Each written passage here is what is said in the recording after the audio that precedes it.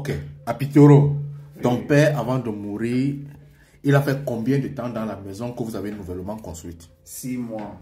6 mois à peu près. La maison, c'est combien de chambres? 3 chambres, salon avec cuisine et 2 toilettes. La maison, c'est en ville ou c'est un peu reculé? C'est en ville. C'est en ville. Ok. Actuellement, qui habite dedans quand lui il est mort? Et ma mère seule. La mère seule, ce qui veut dire qu'elle a 3 chambres seule. Oui. Et il n'y a pas une autre personne qui habite dedans. Avec les fils de ma grande soeur. Ce qui veut dire qu'elle a seulement pris les gens comme ça pour venir rester dans la maison. Oui. Est-ce qu'elle peut mettre les chambres qui sont dans la maison en location? Non. Elle ne peut pas. Ok. Je vais vous expliquer quelque chose dans l'immobilier.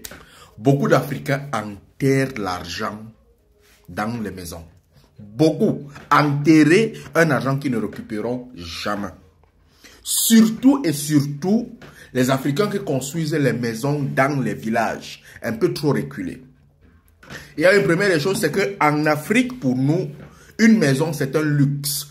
Si tu n'as pas construit, c'est que tu n'as pas réussi. Il faudrait construire pour prouver à tout le monde entier que tu as réussi. D'où les Africains se retrouvent en train de faire les maisons de 9 chambres, 10 chambres. Ils construisent les maisons sur les hectares où il n'y a personne qui habitera. On retrouve des maisons en Afrique où ce sont les chèvres qui habitent à l'intérieur. C'est une erreur dans l'immobilier. Mais on le fait pourquoi? Parce que ça montre qu'on est grand.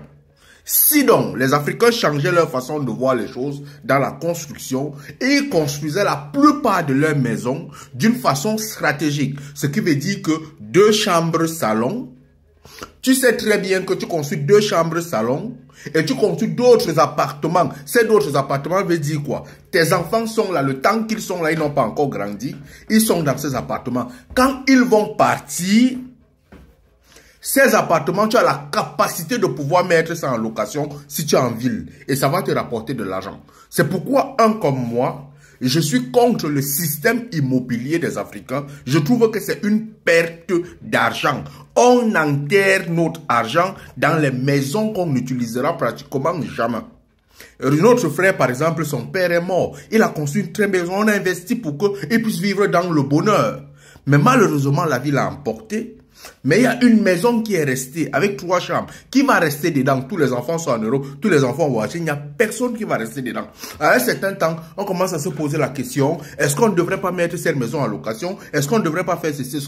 Mais ça ne peut pas arriver. Pourquoi? Parce que le plan, le premier projet de l'Africain, c'est que pour être respecté, nous on construit les maisons pour être respectés et non pour pouvoir avoir une demeure et pouvoir gagner de l'argent. C'est pourquoi les Africains ne comprennent pas l'immobilier. L'immobilier, c'est quelque chose de complexe. Il faudrait construire des maisons, avoir des terrains pour pouvoir acquérir plus d'argent et non construire pour pouvoir faire plaisir et prouver une certaine grandeur. Allume ton cerveau, mon frère, avant de pouvoir investir dans l'immobilier. C'est un conseil.